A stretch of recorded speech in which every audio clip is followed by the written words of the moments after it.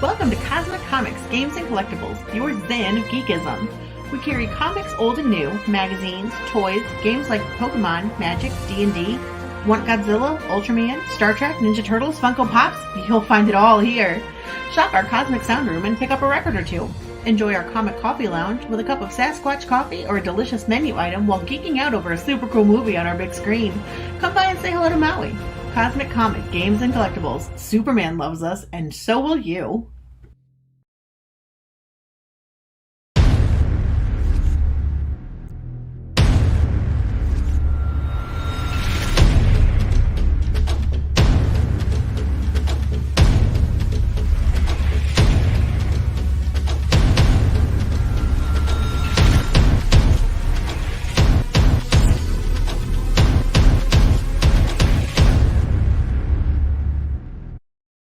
And good evening, everybody. I am RJ Carter, Senior Managing Editor at CriticalBlast.com, which is the website where we do the reviews and the interviews and all the stuff about entertainment outside of this particular YouTube stream. For most of the day, however, I have been RJ Carter, stamp licker and tape putter honor for Critical Blast Logistics. As you can see, we've got stacks and stacks and stacks of boxes here, and these are going to be going out accompanied by these nice little bags here for everyone who funded and pledged to the Rabbi from Another Planet's Comic Bonanza, where you will get the Imperium and Biblical and all these wonderful, cool prints and cards. And yeah, prints and cards. That's here. I'll show you. These are the prints. They are 12 by 18. And the trick to this is we are mailing them flat. So that's what all this towering inferno of cardboard is. And trust me, it goes a lot deeper than what the camera bottom here shows. But I've got to get it out of the way because, first of all, I've already got Red Eyes 2 coming in. Second of all, if I don't finish it tonight, I don't have any space in the room to sleep. So we're going to get them done, get them labeled, ready for the post office. You can at least put them out in the hallway that way. And then I can take them down and tell the nice postal lady that we have packages to be picked up in the morning. And then the first half of the Imperium and Biblical will be out the door. Tonight, we are going to be taking a look at Goofenoid #1. Now, you've seen this on several different channels. I know you've seen it kicked about Twitter quite a bit here. This is the brainchild of Fizz Chozo. It is a true indie attempt here at getting a comic book out, and it is struggling with these last 10 days. So, you know, we want to make sure that everybody has a chance. Fizz Chozo, welcome to the show. How are you, sir? I'm doing okay today. So, yeah, this is a great image to throw up here for this first image here. This is that Renzo Rodriguez picture. Yeah, I know. Give you a little bit more volume here so I can hear you. It's apparently got knocked down when we started the show up here. So you reached out to Renzo and he's done a cover here. Yeah. And I'm liking this. So this is, I know the story. I know a lot of people don't know the story. But I know that I almost said Fizz Chozo. No, you're not the character, you're the creator. Goofenoid has issues other than, you know, the trauma that drives him into becoming a costumed crime fighter. He's schizophrenic, right? Yeah. What's it called? It's not paranoid schizophrenia. It's the other one. I forgot what it's called. Yeah, delusional schizophrenic. I don't know the exact terminology for it. I forgot. It's not paranoid schizophrenia. It's the other one. Right. It's one where you see and hear things that seem real to you. No. It's not only that, but it has nothing to do with very little to do with paranoia. It has everything to do with It's not paranoid delusions. Anything more just random imaginary friends, random illusions that they act very silly. Yeah. Now he's on medication to start the story, so don't worry about it. He's not acting like this for most of the book. When the longer he stays off the medications for the rest of the comic series after issue 1, though, that's when the normal behavior starts kicking in for that. Yeah, and he has imaginary friends that he can see, as I remember. Yeah. And that's what I was thinking, that these images exploding from his brain here were some of his imaginary friends. Maybe Those not though. were those were paranoid hallucinations in this first issue right here. Okay, so he's paranoid of snowmen and yetis and No, Iceman. no, it's metaphorical for something that happens in the story. Oh, well, we can't give that away then. So Exactly. I can't but get that. I can't give that away. but we will get to it. So here's the elevator pitch on this. Struggling to keep his schizophrenia manageable, young Hernando Maine makes ends meet by performing as a clown at an amusement park. So you automatically, you don't have the billionaire playboy, the studied five years at a dojo Exactly. in No. the Alps. Exactly. No. Exactly. No. Just a normal person from a financial standpoint. Yeah. And probably, lower middle class, or, struggling lower class even. When his mother's killed by a demonic cult, he's pushed over the tipping point, and he arms himself with the slapstick props that he has from his job, his clown stuff. Yeah. He creates more over the series, of course. Yeah, and, sort of, he makes him a little more formidable, a little more deadly. I don't know if he's a deadly kind of person. No, he's not dead at all. He actually doesn't kill any of the bad guys. He's once scared them with the whole clown thing in the first issue. Then he realizes he can humiliate all the bad guys he fights with these various prank gadgets and clown joke stuff. Well, yeah, and clowns are scary if they're coming at you. So let's be clear about that. This is an interesting cover because he's spray painting his logo. And then he's getting ready to step on you. So I like the perspective on that. It's almost like he's standing on like a glass floor and you're looking up through it. Who did this cover here? Is this Jan? Yeah, Yan. That's his name. Yan Kazmarsky. Yan? Okay. He does the interior art. And speaking of the interior art, okay, so here's the same figures we saw on the cover, from Renzo. How much of the interior art is actually completed at this moment? Only 4 pages because I don't have the money. That's why I'm doing a crowdfunding campaign in the first place. Yeah. Okay. Well, that's part of it. It's a catch-22, isn't it? I mean, you're trying to raise the money to make the comic, and a lot of people expect you to have already spent the money to make the comic and make the money back, which I don't know. I think there's a happy medium somewhere where it's gonna be like, hey, I've got this percentage of the comic done before people will not think twice about it. But I want to say Yan is amazing at coloring, if you can't tell. Yeah, he does all right here. So Zinky Land here, this is your amusement park. Yeah. It's run by the guy, the statue in the middle of the picture. Yeah. That's the guy. That's actually the guy who made the music park. Who owns the music park.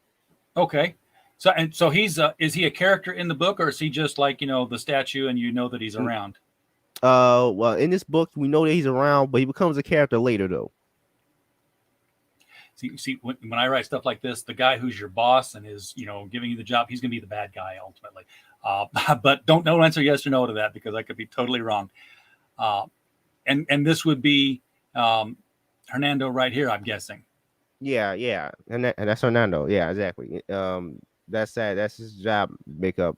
Like I say, he changed the makeup when it comes Goofenoid, of course. Oh yeah, you'd have to, otherwise you'd be like, hey, you're that guy at the circus. I know, exactly. But he's sitting here trying to sell his cotton candy. There's a mime next to him. That's what's driving off the crowd. That mime. You can't trust a mime. But he doesn't look too happy here. He's not. Something bad just happened. So. Oh, is this after the moment that pushes him? No, this before. Okay. Something bad just happened before then, though. So still.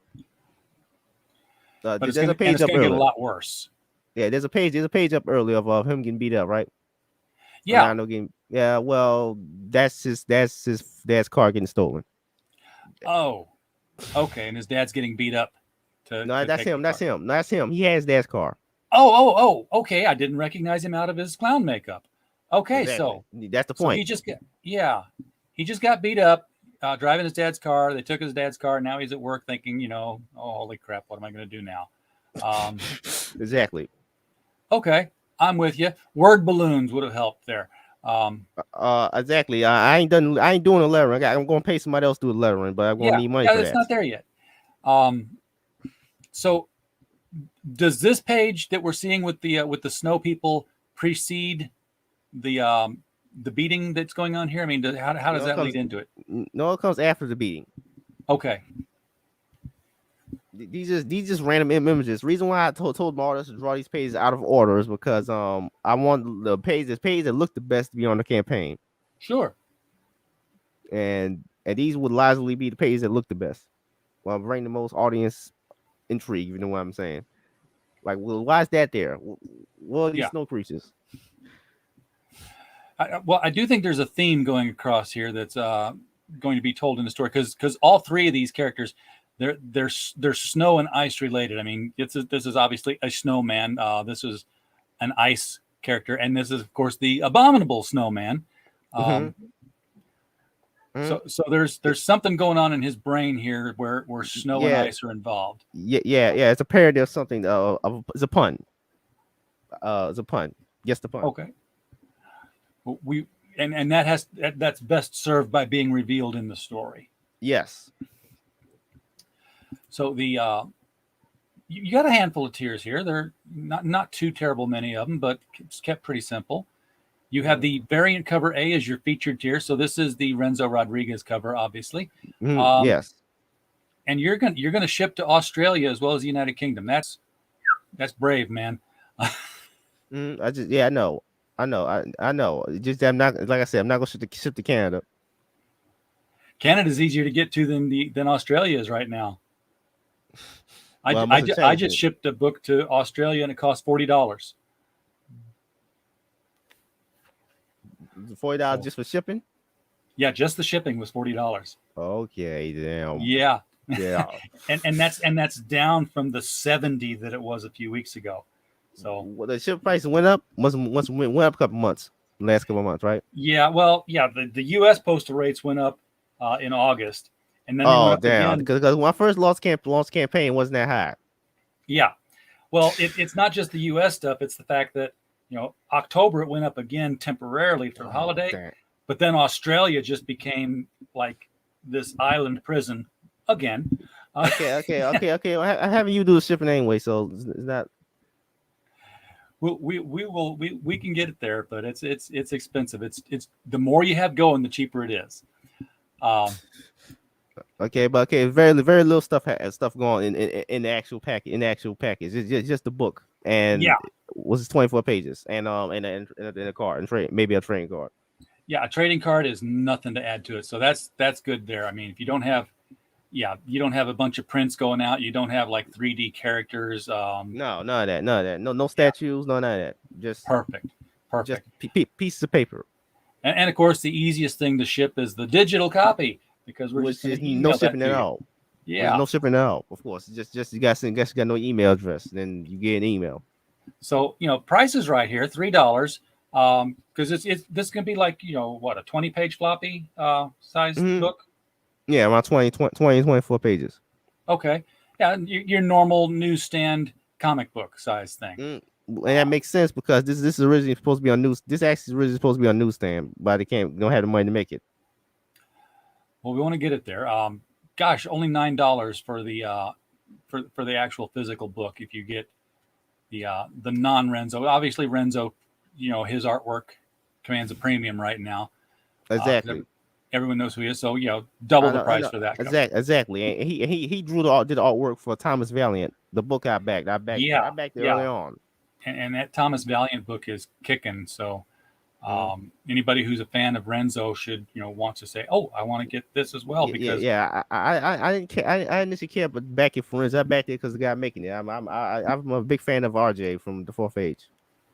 Yeah. And if you're a speculator kind of person and you think Renzo's really going to go somewhere too, though, you got to be looking at this saying, you know what? If this thing barely gets backed, there won't be that many copies in this print run. Of course. It won't be many copies. No, I thought it was gonna be double digits, but apparently, I'll talk about in terms of people backing the cover, but apparently it isn't. It's supposed to be yeah. Yeah, you just got to keep pushing it out there every single day, make people see it. Now you do have a trading card. Did we have the art down here for the trading card? I thought we. Yeah. No, I didn't put the trading card on the page. On the page though. Okay. I didn't put it on the page. It's right over here though. It's it looks like he's firing some kind of a big gumball machine gun. Oh, gumball machine gun. Oh, I love it. So the gun, yeah, it's a gumball machine. He's turned it up and he's turned it to where it fires out the base. Yeah, it's pretty much they got a trigger on it at the bottom. It's pretty much like a gumball machine bazooka or something. Yeah, that's gotta hurt. Now, I gotta ask you something here. Well, how did you come up with the pricing on this? Because I'm looking at this, the number one, nobody's claimed it for $9, but they are claiming the number one with the trading card for $9. but that's a limit. That's limited enough backers though. That's the thing. You go on a certain number. Okay, so yeah.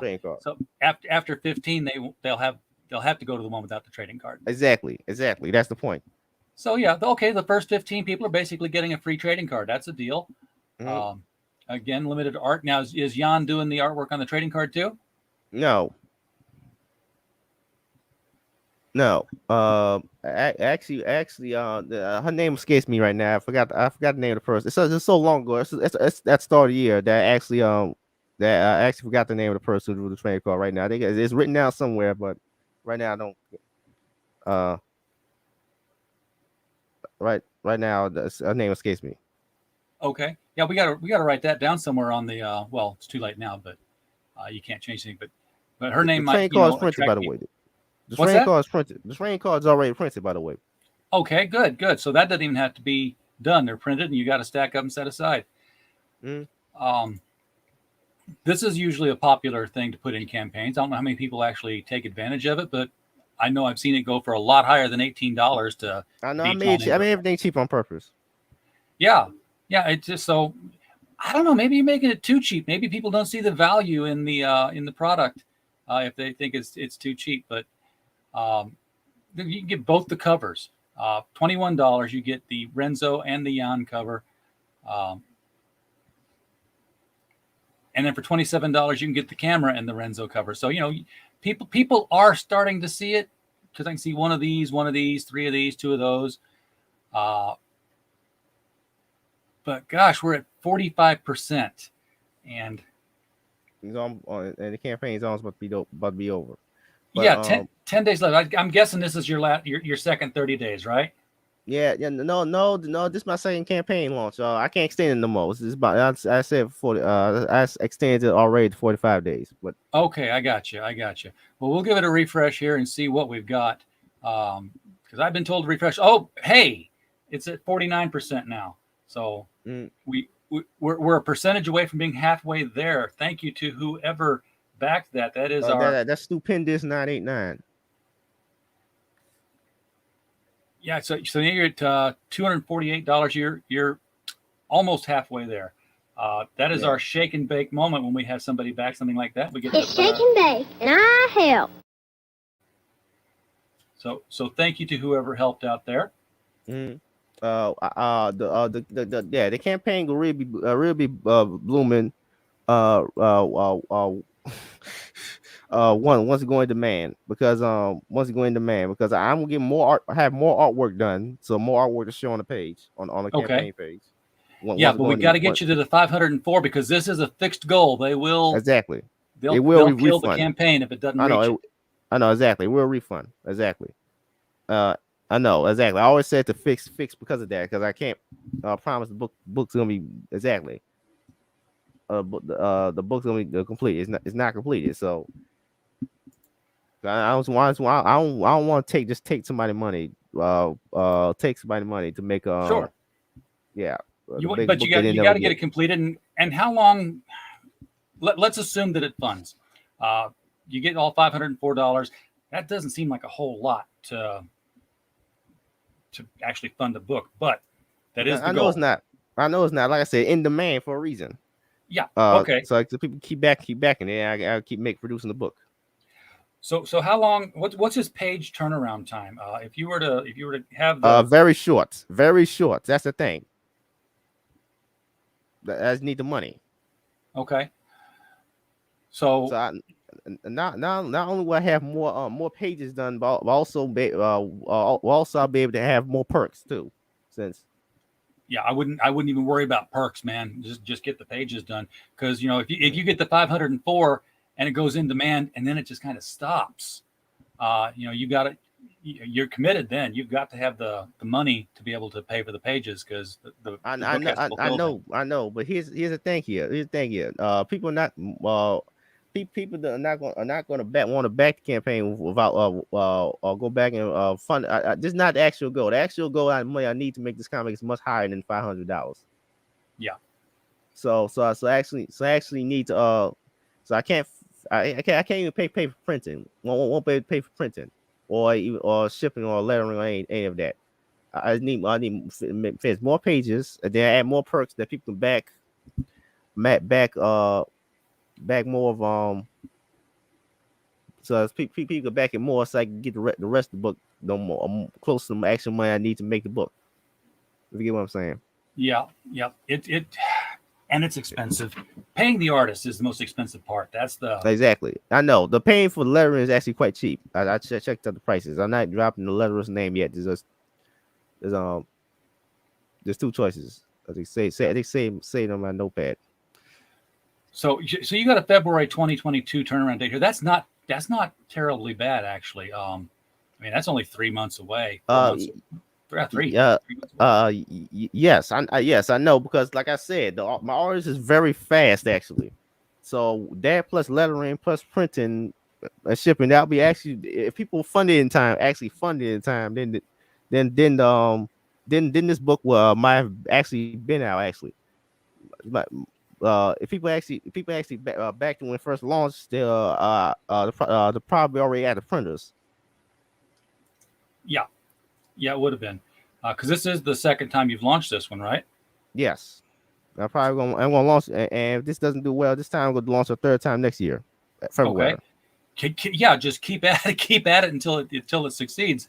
Don't let it die, because I think this is an interesting take. This goes all the way back to there's another bullshit person in the chat trying to accuse me of being a pedophile. Well, last time I'm not a damn pedophile. Can't stop it with that. Oh no, that's somebody else. They're referring to somebody else, man. I know what that's all about. That's trolling somebody else, man. Okay. But yeah, this is harkening back to like the Siegel and Schuster Funny Man character. Yeah. And in a way, Plastic Man and Freakazoid and all the guys, and the Mask, all these guys who just went kind of did it with humor. The Creeper. Exactly. The main inspiration for this character is again the Creeper. That's the main inspiration for this character. Yeah. And it's and I like the design. The design is nice and simple. I mean, it's a little jester hat with a simple. You see so many costumes that are like so many pouches and stripes and like this this intricate design. I'm like, how do you make that costume? If you're a real person and you want to go make a costume, you're not going to have like starbursts and spangles. You're going to get something utilitarian and disguising, and that's all you need. You don't need the whole rest of it. Exactly. I like Spider-Man. He made that costume. Like, dude, you're an idiot. You had to sew all those webs on there. I was like, that took you 3 weeks. I know exactly. But in the second issue, he's actually going to change the face paint. Yeah. So is he going to have multiple face paint ideas, or is he going to? No, he'll stick to one, but he will change the face paint and because he's going to change the face paint to look more like like a just almost like a kiss band or because you said it's too minimalistic, so you go change it to more like a kiss band, like a domino or something. Yeah. Okay, so he's gonna make more of a face paint mask for his face. Yeah, I yeah, like it. Although I like the way it is right now. Just the lipstick and the. I think that Jan's version down here is probably more akin to the version of the character. Renzo's is drawn very well, but I don't know that. Well, and again, I haven't seen any scenes of him in action. I don't know that he ever gets this evil / angry looking when he's going to attack somebody. No, not really. No. So yeah, because he's like just cracking jokes and throwing rubber chickens and stuff like that. Maybe rubber chickens filled with shot pellet that makes hits pretty hard. That kind of stuff. Yeah. Lots of goofy gadgets. Exactly. So even but for $9, like Stupendous says in the chat, back the book. It's only $9. That's the one of the cheapest prices you're going to see out here. $3 for digital. And again, if you're a Renzo fan, $18 for this alternate cover here. That's nothing. Exactly. That was the whole point. That's the whole point. Setting these prices low, but apparently that wasn't good enough. But yeah. So, well, there's so much competition out there now too. I mean, exactly. There's so many different campaigns out there. People who are known commodities, and they're out there every single day, all day long, getting on everybody else's show. Hey, Nefarious, welcome. Glad you're here. He's actually Nefarious is actually in one of the pages. Scroll down to the page we can beat up again. Gotcha. Yeah. One of them guys is actually Nefarious. One of these three guys here. Nefarious, what are you doing? What are you doing kicking the crap out of Hernando here, man? Hey, he just need money. Hey, he was working for the Carbuncle. Oh, man. Carbuncle. Him and Dillard from Dillard Draws. I don't have an image in large, but it doesn't work. So yeah, I mean, is this an ongoing in your mind? Is this an ongoing comic book series, or is this? Yep. So you've got no end in sight with this, which is fine. I like the idea. I like a book that's going to have. We don't have books like that anymore. We don't have books that go on and on and on. We have books that go 9 issues and stop. Books that go 5 issues and stop. And then they relaunch. And then relaunch everything. I know. I'm trying to get high numbers, like actual high numbers, like you used to have back in the 80s. Yeah, exactly. Because you know what, people will buy that. If people know that it's not going to last that long, they're not going to get invested. But investors, collectors, exactly. I'm trying to know that's going to be ongoing. Yeah, I'm trying to have a lot of stories with this character, and because I'm trying to build a comic book whole universe, and it's going to end eventually, of course. But I'm going to have it end eventually, of course. But everything does. But when you build a character up, you get to a point where if enough people are reading it, you can hire a writer to do some stuff. There have been different people who wrote different image characters. I want to say different people have written. Spawn. Spawn was definitely written by different people. Todd McFarlane. Yeah, I mean, that was early on. He had Neil Gaiman write an issue. I know. Spawn's more of a toy brand, but kind of since. But anyways, I plan to have a lot of stories with this character. Like I actually plan whole stories of very unique storytelling issues with this character. Well, I think there's a lot of possibility for him too, because he's the guy without power, so he's always got to be thinking up something new, some different. Exactly, way to, especially when you put him against his main type of enemy. The main type of enemies he fights are dark cults. There's a lot of them in this comic series, by the way. The different ones. Dark cults and horror movie monsters. Yeah, and you don't need superpowers for that. And what's more is that to develop the stuff, he's doing it on a budget. I don't know if he quits his job at the amusement park or if he keeps it, but No, he gets another job. yeah, but he's not gonna go out and say, okay, I'm gonna become a Bruce Wayne. No, no, not at all. Not at all. He's on limited budget. Yeah, he may be he bagging does, groceries somewhere. yeah. No, he does get a job working at a toy store in the second issue. Toy store would be perfect. Toy store because now he recycles the toys he recycled the toy parts for gadgets. Absolutely, I was just going to say the same thing. Barry says that Fizz should probably hire a writer at some point to cover all the characters he wants to develop. Has he told you about those? No, we have. Yeah, there's a lot of characters I have that I'm really excited to write. And they're all going to exist in this same Goofenoid universe? Yes. Is your universe then at some point ever going to have supers, or is it all going to be normal people? No, it's going to have supers. The next super after this is a super. Okay, so this is going to be a universe where the laws of physics account for people who can fly and lift cars and stuff. Yeah, we're gonna have that. But here's the thing: each character is very unique. Like there's something that completely different from each other, even in tone and what they fight and everything. Well, that's gonna be interesting because I can't wait to see Goofenoid be a member of the Justice League of the Fizz Chozo universe. I still got a name for the team yet because all the cool names been taken. Yeah. It's very hard to come up with a team name anymore because, like you said, they're gone, they're done. No. Something will happen though. You'll come up with something. But hey, exactly. That might be a tier at some point. You just say, hey, name the team. We'll vote for it or something. Yeah. Because I got storylines planned for the team book too. I just don't know what the hell to call them. All right, so we're gonna meet some of these characters in book 2 then.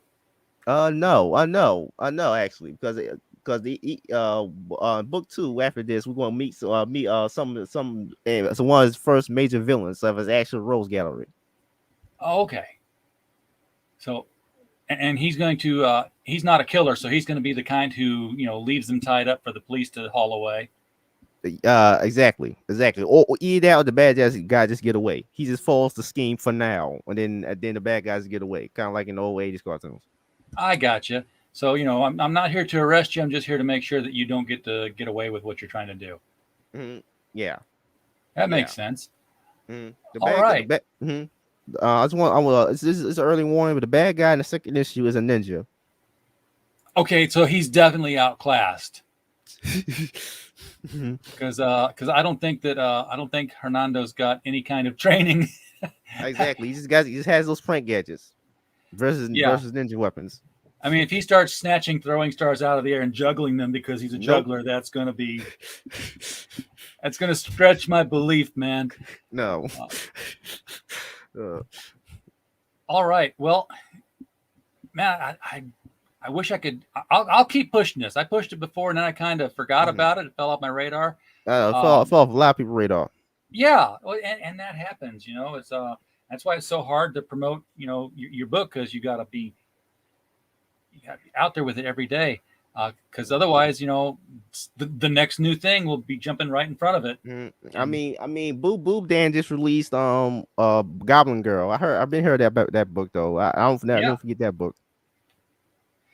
Yeah, and I'm familiar with Boob Dan, and he's constantly on a bunch of different shows. Dan Flegel. Yeah. Who's Kadeem Hardison? Of course, he's got a gimmick. What's that? Who's Kadeem Hardison? I don't know. As an actor, I believe.